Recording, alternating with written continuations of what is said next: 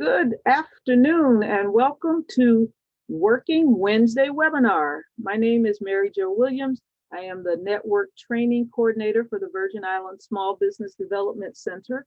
Before we begin, let me share a little bit of information with you about the SBDC.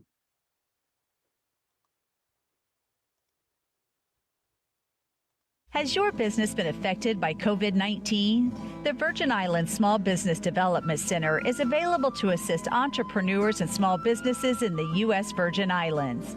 The VISBDC is sustained by the University of the Virgin Islands and the U.S. Small Business Administration and collaborates with local agencies to support the small business community.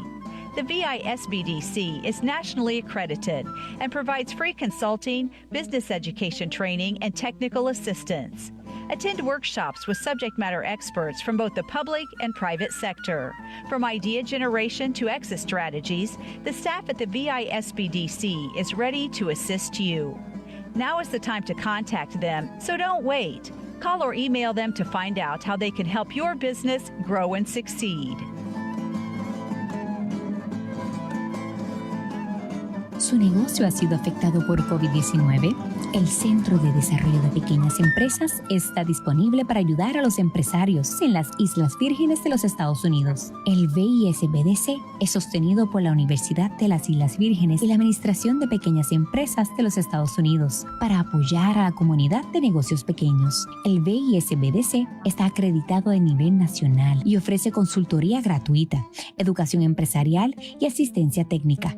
Asiste a talleres con expertos en la materia, tanto del sector público como del privado. Desde generaciones de ideas hasta estrategia de salida, el personal del VISBDC está listo para ayudarlo. Ahora es el momento de contactarlos si necesita ayuda. Llame o envíe un correo electrónico para averiguar cómo puede ayudar a que su negocio crezca y tenga éxito.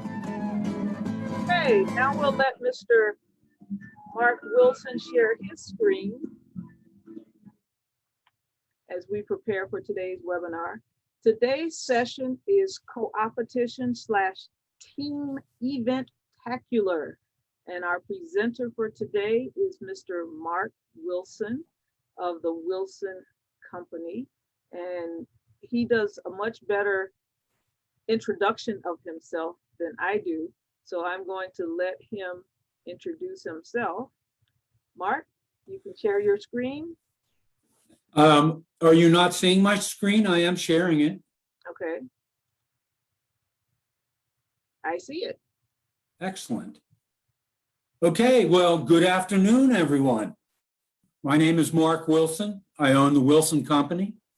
I established it in 2009, and I've been consulting and helping mostly SBDCs, but I work with chambers and main streets and economic development and anybody else that needs help in running a small town and its retail, restaurant, and hospitality businesses.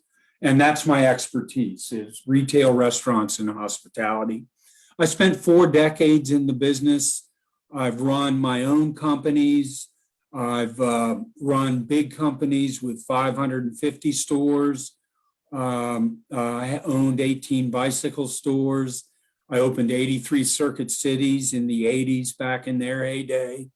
I've run 3 different internet companies. I took a book business online and sold textbooks to college students online, and did about everything in between. I worked with a couple notable restaurants here on the state side, and know the restaurant business as well. And I've interviewed and spoken with over 3,000 small businesses in the last 10, 20 years. So I've talked to lots of people, and I've experienced things, and I've touched things.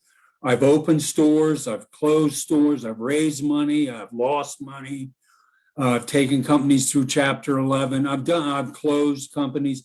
I've done a little bit of everything. And what I'm here to tell you is I've made a lot of mistakes. And I hope, the mistakes are only valuable if they teach you a lesson and it doesn't occur again. So my advice is make mistakes. Because if you're not making mistakes, You're not taking enough risks. And as a backdrop to this webinar, let's talk about where we came from and where we're going.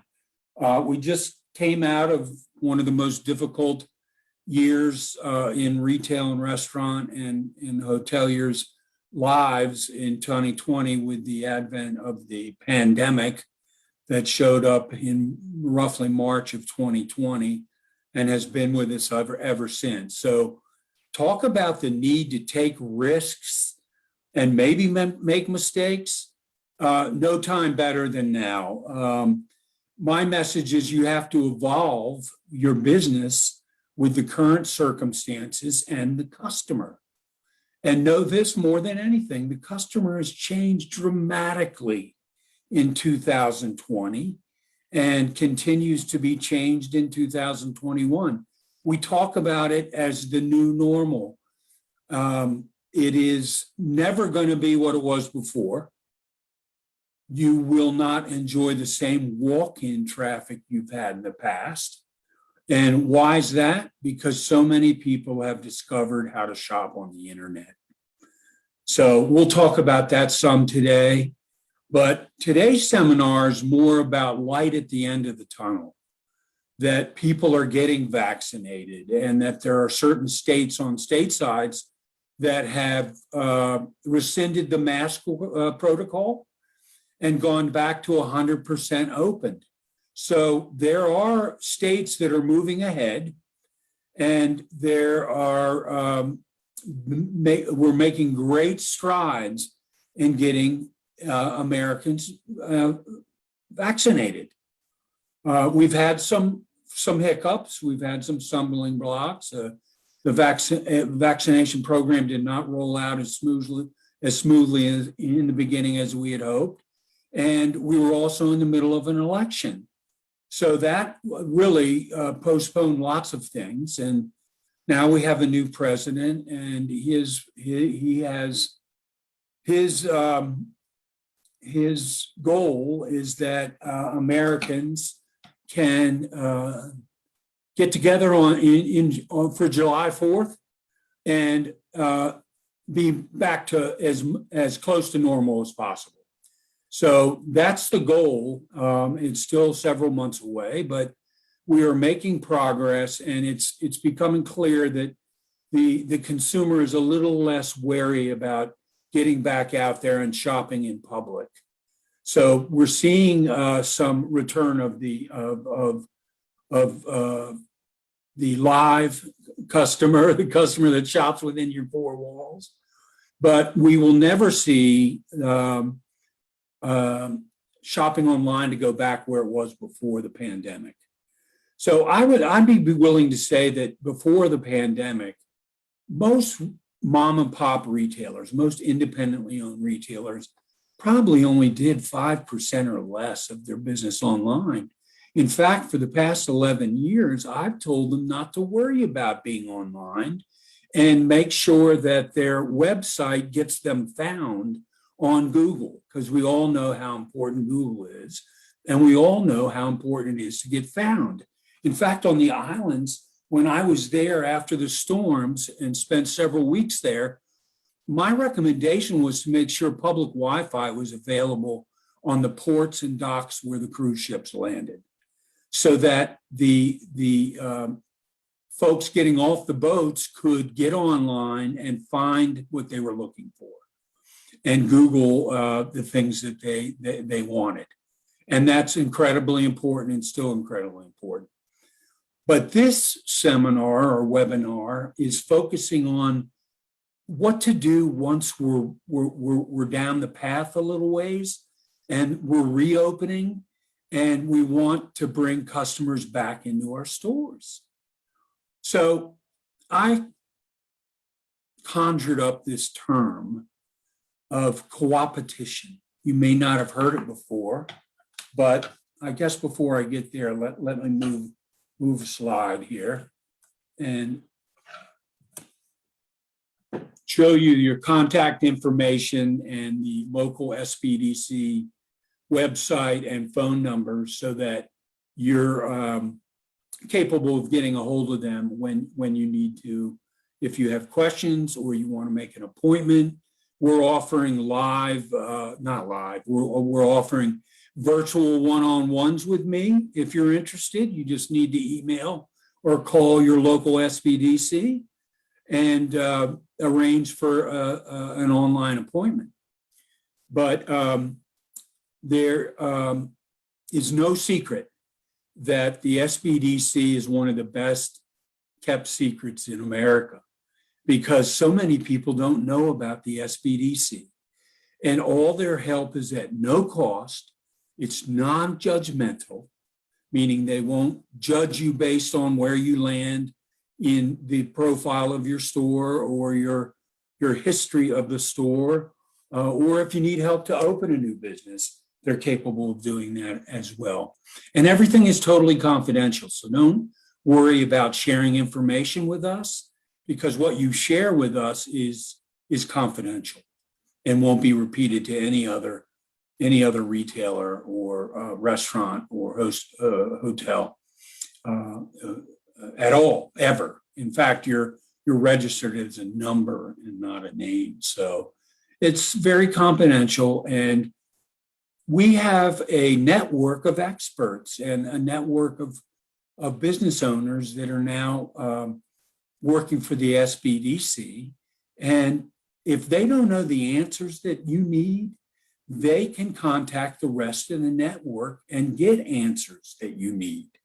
And they have contact with all sorts of specific talents, that being accounting and marketing and financial and all those different types of things you need to run a business. There's help for you, literally an email or a phone call away. So please keep that in mind. So coopetition, what the heck does that mean? Well, let me share with you my thoughts on the spirit of coopetition and how important I believe it is. As we try to explain the collapse of some of our small businesses from this horrid pandemic, we also try to point out the valiant efforts of those that have seized the catastrophe as an opportunity to change their businesses for the better and carry on. Over half the businesses that I've spoken to in the last several months and weeks are ahead of last year, which means they figured it out, got the pivot done. Pivoting means changing your current business or finding new businesses that are more relevant in your town, on your island, or in the United States, or on stateside. But it can be done, and I know this, and let me move to the next slide. First and foremost, they have prepared their businesses to be safe and antiseptic for their employees and their customers. They're not afraid to make mistakes by taking risks, by taking risky twists and turns to better serve the evolving customer. Along with this, communities that are committed to helping one another so that the entire town can prosper are outperforming towns that don't. The spirit of coopetition far outweighs the less cooperative approach by individual stores. A rising tide raises all the boats, a famous quote from JFK. So coopetition is the combination of cooperation and competition. And it's my feeling, and the feeling of many of the folks that I've talked to in many towns, that vindictive competition is not necessary in small towns. There's enough product, enough categories, enough things to offer the customer that you don't need to vindictively compete on the same products over price or service. You're much better served by cooperating with your colleagues and the other business owners in town to present a unified effort to provide an experience for the customer that's unparalleled and delightful. And it's based on cooperating with each other and doing things like events together, which we'll talk about today, because I believe the next step, I believe that we should grand reopen every town in America when we get the full green light. I think it's a time to celebrate. I think we've won a war. We've won a war against the pandemic. And when we win that war, we're going to celebrate. And the best way to celebrate is to hold an event in your town. Because we've learned over the past 11 years, and people doing this longer than me, over years longer than that towns that run signature events that they get known for do better than towns that don't. Small towns are event driven. And 2020 was not an eventful year in terms of events in small towns. You weren't supposed to have them because any gathering of more than 5 was verboten and not welcomed and dangerous. Because the whole idea behind all this is not to spread the virus. And my personal opinion is, regardless of what's happening today and the optimism we have for the future, as a business owner, I would make sure that myself and my whole staff wears masks and that we keep the store as antiseptic as possible.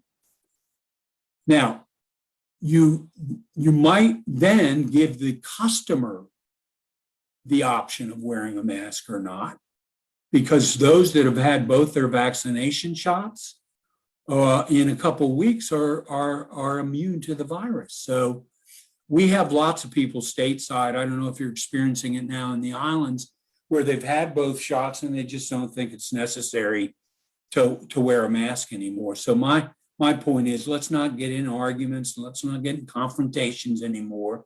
Let's just make sure we're doing what we think is right and allowing the customer to make their own decisions. So the day where I wouldn't let someone in my store because they wouldn't wear a mask, I think are getting behind us. But do what's right for yourself and your employees.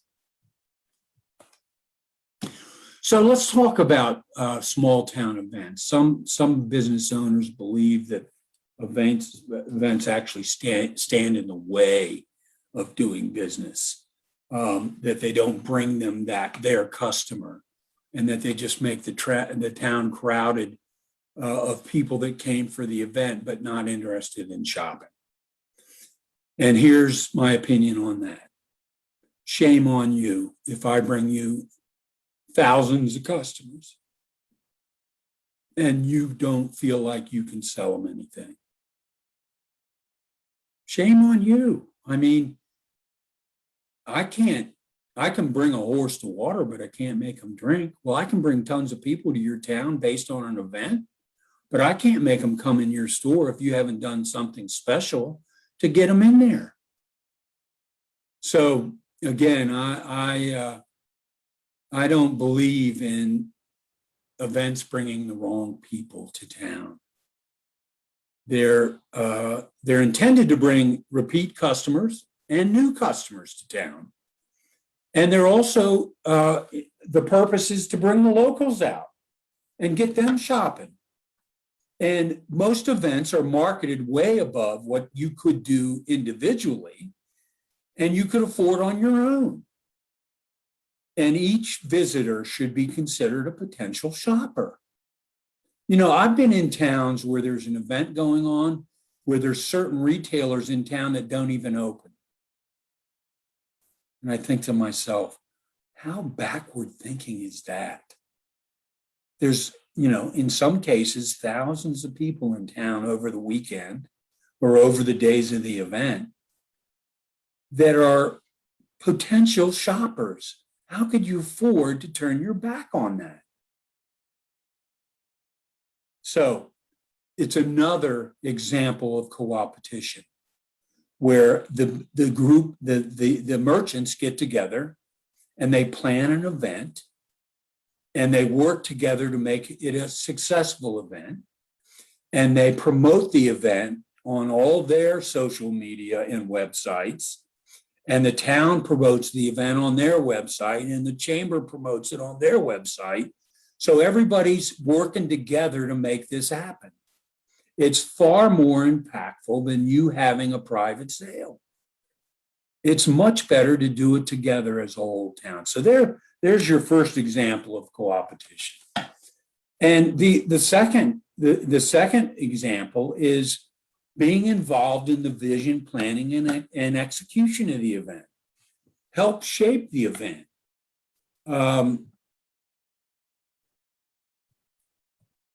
Attend the meetings. Suggest ways the event could help the merchants.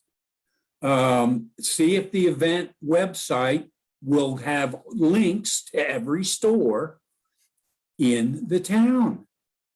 And then you may want to publish some flyers or maps that show all the local businesses on a map, what their names are, and their URLs to their website, so that a visitor can see what they want, see who they want to visit, and get involved in the event.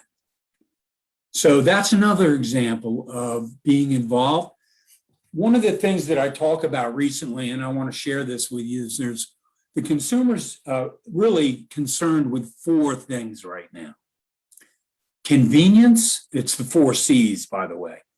And I've told you this a week ago, so if you've been at my other seminars, you've heard this, but I'm going to repeat it for any new folks. The first C is convenience. How convenient is it to shop with you? And that includes both online and in the store. The second C is caution. Did you prepare your store to be safe? It's still a concern for most people. We're not out of the woods yet. Third, cause. Shoppers today like to know that you stand for something more than just a transaction to a customer or selling a product to a customer, that you believe in bigger things than that, and that you want to help charitable causes and support causes that you believe in, and that quite possibly the customer believes in as well. So cause is an important C. The third C, or fourth C, third C, and the fourth C is community. And talk about coopetition. Coopetition means that everybody has banded together to support the community. And we know that the community is the fabric of the town, and the businesses are the fabric of the community.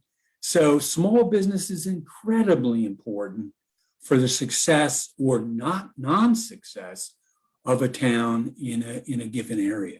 In your case, on the islands and on stateside in the States. So be involved, know what your colleagues are doing, and be prepared to promote them as well as yourself. So a great example would be having the menus of all the restaurants in town available in your store, and recommendations based on your personal opinion, and folks that you want to support based on being a single person practicing coopetition is called a cooperator. So it's really beneficial for the town to have a bunch of cooperators working together to make the town successful.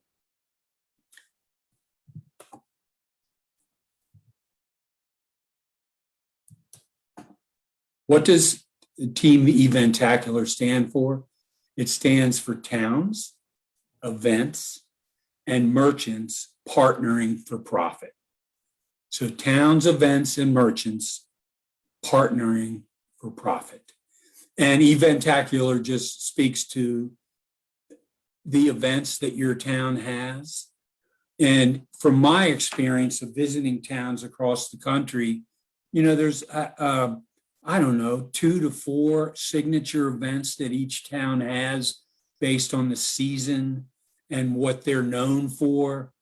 I know that the Virgin Islands has big annual events based on their Mardi Gras and carnivals and those kinds of events, but then each individual town has their events as well. And I keep repeating, partnering for profit, because events aren't made to bring people to town that don't spend money. Events are to bring traffic to town. It's your job to turn it into money. So the way in which you've prepared your store, your website, your social media for an event in your own location during the bigger event that the town's being put on is incredibly important. You've got to create a buzz on your own marketing machine to get people to come to your store based on what you're doing special that day of the event. So you have to take ownership of the event as well. And your window ought to duplicate what the event is. And you ought to have specials and promotions and maybe even some manufacturers' reps visiting that day, but make it a party, make it something special. And so the whole town is promoting the event, and then you are following up behind, promoting an event of your own in the store that is involved with the town event. So make sure you realize that. What are the benefits to you? New customers, a reason to have a promotion or a sale, the unity of the town and its ability to put forth a meaningful and productive and successful event. It's a way to promote the community. And there's a lot of free advertising going on, but done by the town that you couldn't afford on your own. Now, some towns do have the merchants group together and do co-op advertising of their own. Another great example of Coopetition. Co-op advertising, COOP, short for cooperation. It means that you band together and buy an ad. Maybe it's in the local paper, or maybe it's in the local radio station that gets listened to on the islands. But promoting the event together is more affordable than trying to promote your event in your store by yourself. It's another example of how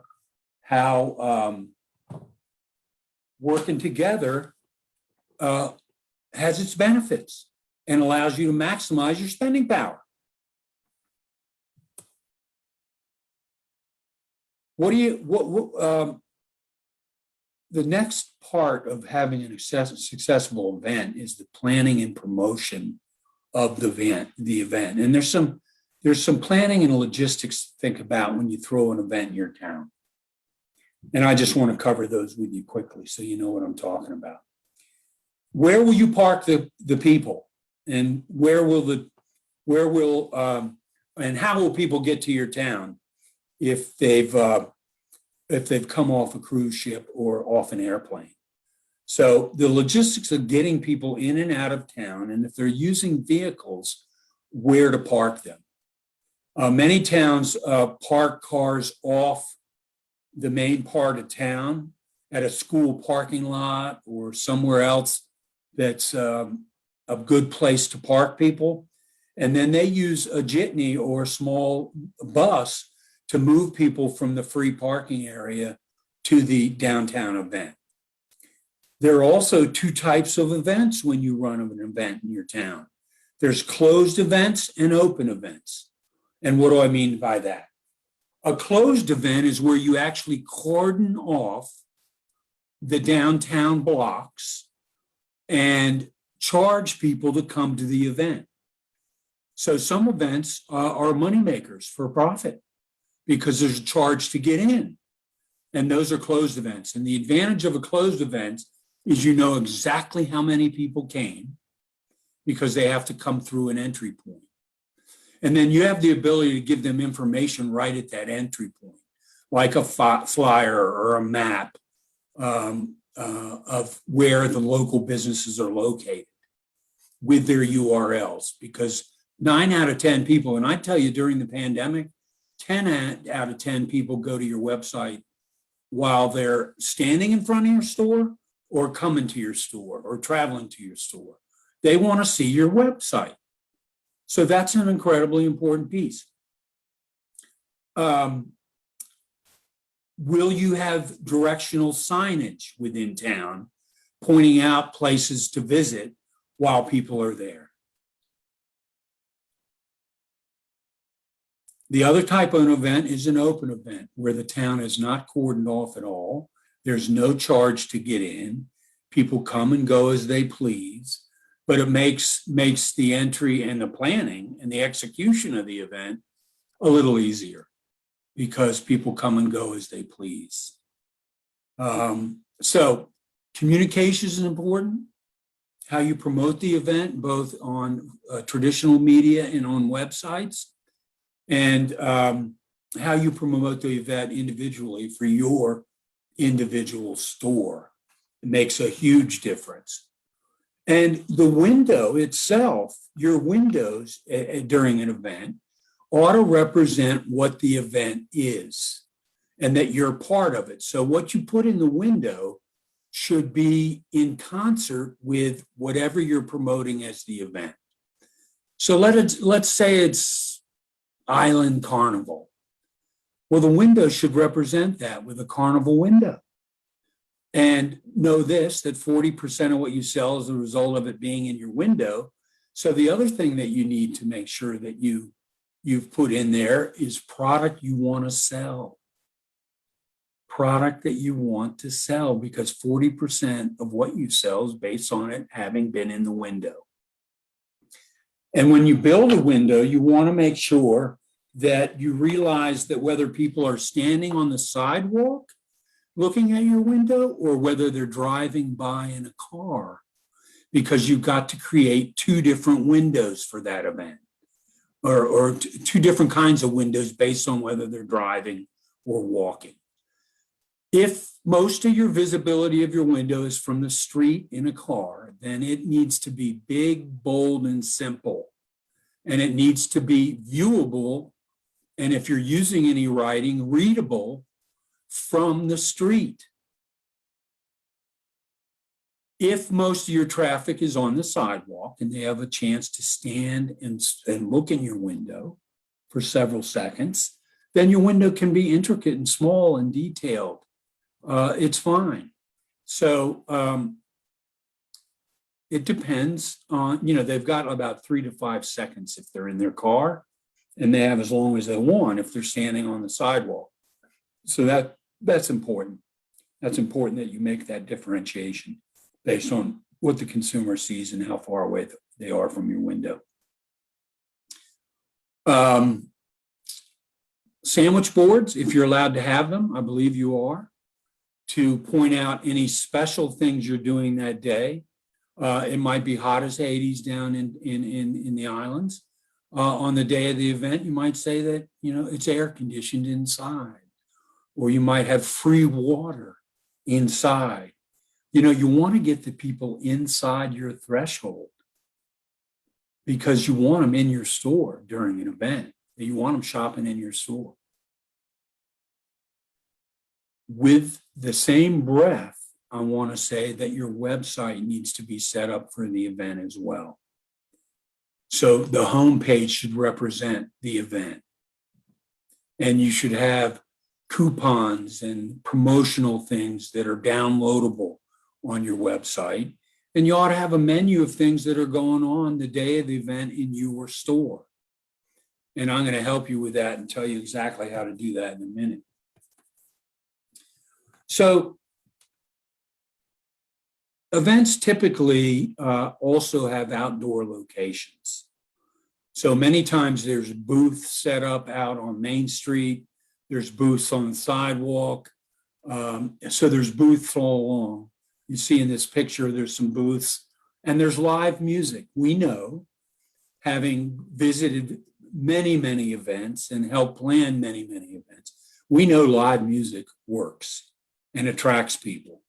So it's important to have live music. And here's a picture of of a town that has live music going on, people sitting and listening to the music. Now, some people have come to me and say, well, if you have live music at one end of the town, they all end up staying at that end of town. Once again, I have to admonish you, shame on you. That's the lazy approach. If everybody's down listening to the music, wouldn't it make sense to take one of your employees, print up a flyer that says, when the music ends, we're still open and we're giving 10% off today, or whatever your promotion might be, and send that employee down to the crowd and hand out some flyers about the promotion you're having in your store. So I'm not a believer of crying over spilled milk. I'm a believer of taking action and making things happen. And sometimes things will happen well and be very successful. Sometimes things won't work. But you've got to take the risks and make some mistakes to move the ball forward. If you stay where you are and don't move the ball forward, you're not going to gain any ground. You've got to always be looking for ways to better your business. And during the pandemic, this is something that I'll throw out there. There are some businesses that haven't made it through the pandemic. There are some businesses that have closed. Well, if I was a business owner in your town and some of the businesses closed in my town, I'd be asking myself, what did they sell that people really liked? What categories did they have that were successful? Because those categories might need to be sold by somebody else. And that's an example of pivoting.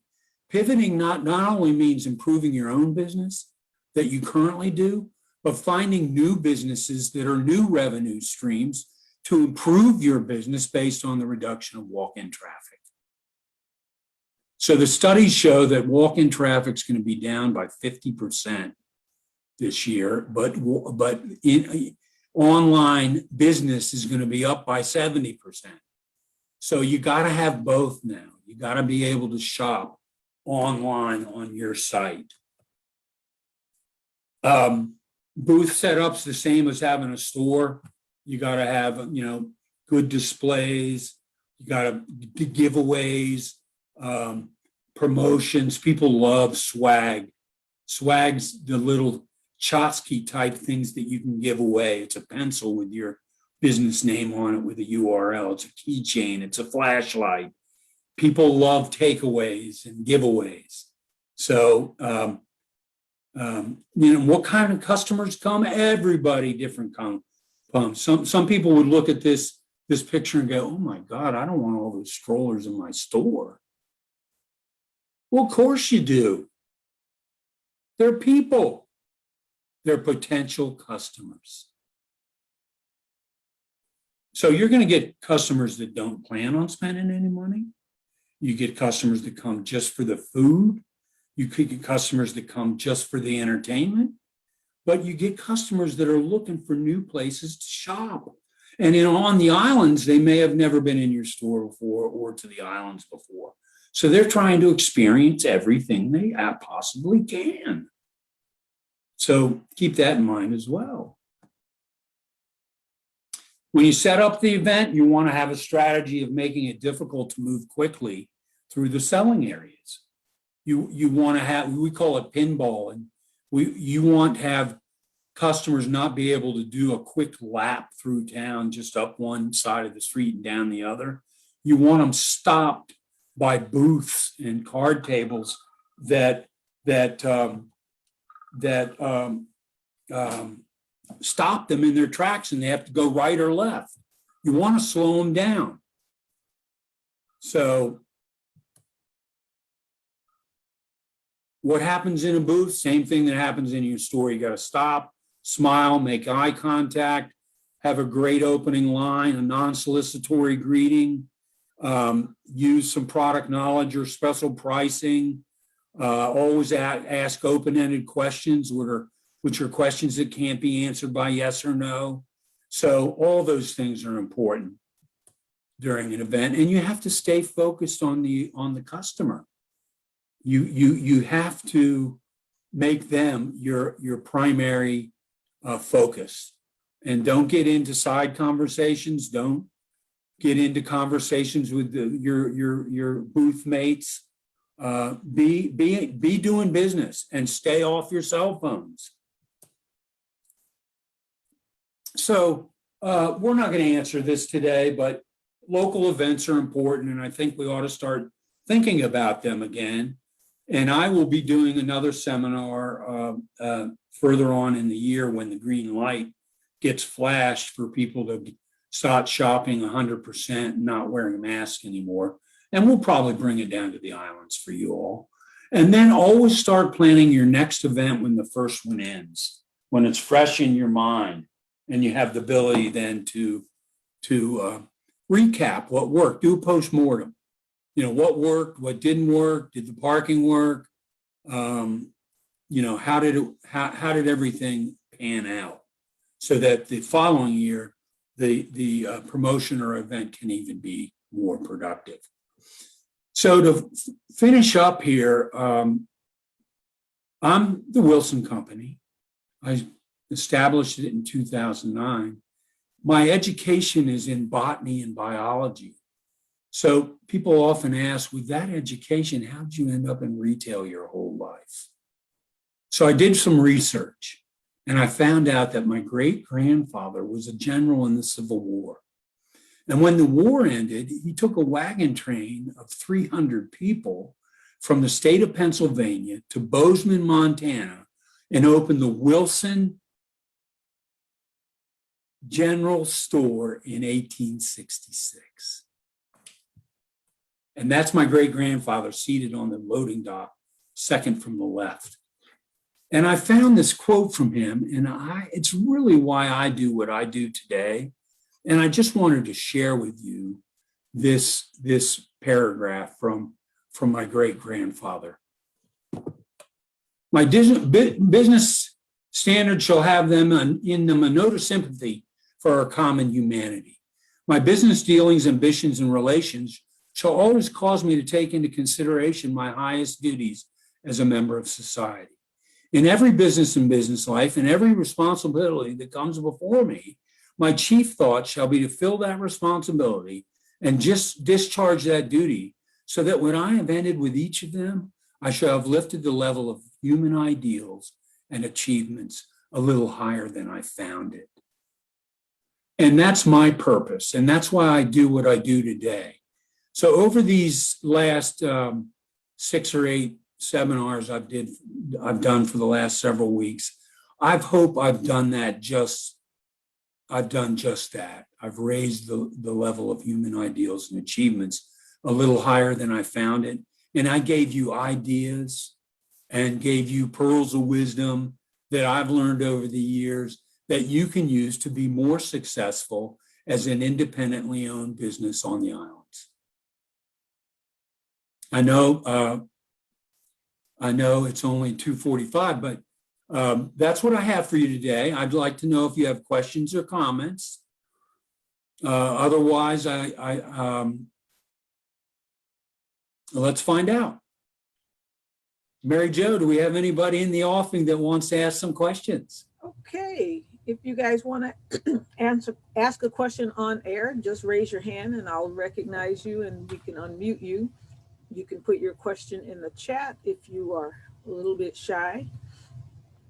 And in the interim, I will ask a couple of questions.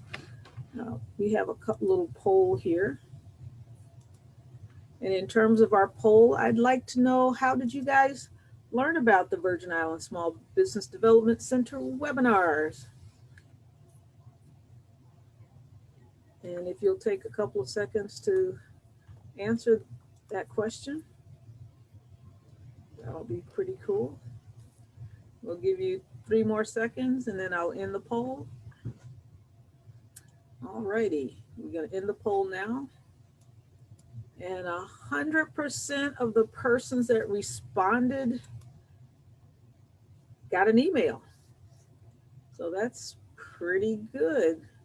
Our marketing coordinator will be happy to hear where those results came from. And then the next question is, where are you located? Because we have offices on St. Thomas, St. John, and St. Croix. And in St.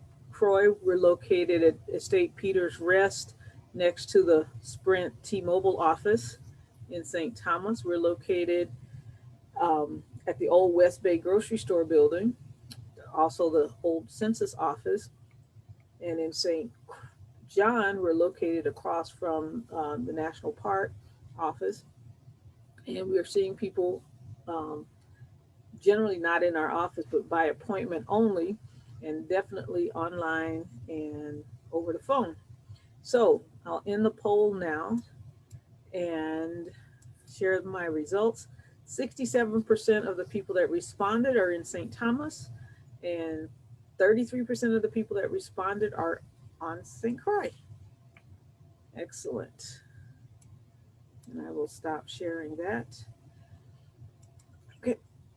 Now, Mark, Coopetition.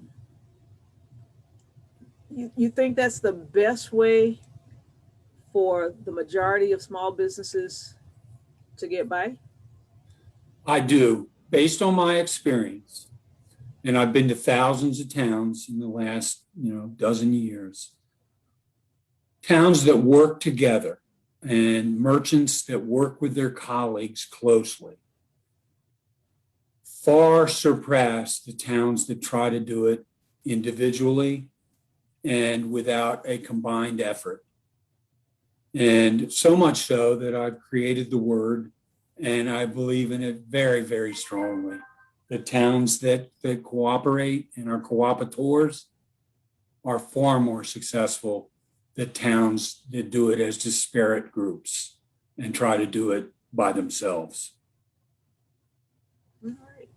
Well, that actually sounds like the Virgin Islands, because we're always trying to do stuff together. In Carnival on St. Thomas, Festival in St. Croix, yes, and the July celebrations in St. John. They're all group events. Yep.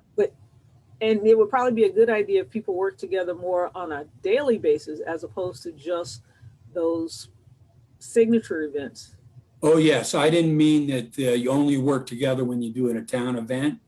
I'm absolutely a believer that working together day in and day out makes the town more successful.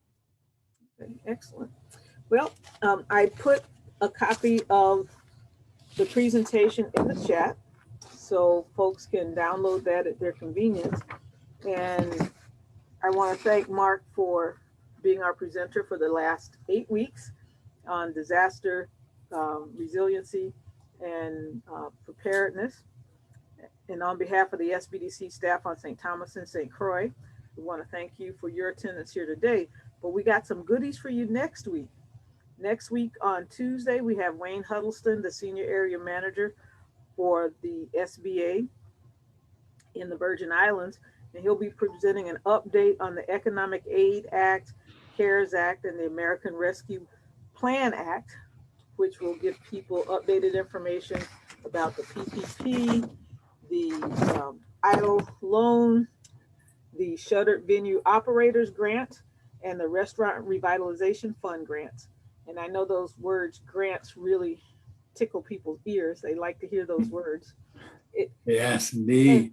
Grant money isn't free money. You have to give them something in order to get something, but it's money that doesn't have to be repaid. So hopefully we'll see all of you next week, Tuesday at 10 a.m. for that presentation.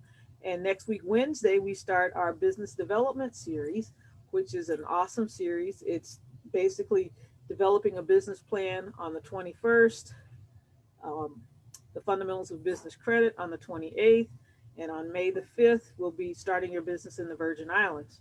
And then piggybacking on that will be our next level business plan writing course, which starts on May the 12th. That's an intense 10-week course, which will help people, whether they're just startups or they're established businesses, to write a business plan that will be presentable at the end of the course that you can present to a bank if you need it. But more importantly, your business plan is your roadmap for you and the success of your business. So that has a fee associated with it if you take advantage of the early bird special and register and pay by the 28th of April. It'll only cost you $99. But if you drag your feet and you're going to think about it a little longer, anytime after April the 28th, that exact same course will cost you $149. It's going to run on Wednesday evenings from 6 p.m. to 9 p.m. So it's intense. It's an excellent course, and it's being taught by Mr. Daryl Edwards. And our government contracting series, that is going to start up again on Thursday, April the 29th with with the Office of the Delegate to Congress. That's who we're collaborating with for the government contracting series. And they will be presenting resources for grants and for small businesses.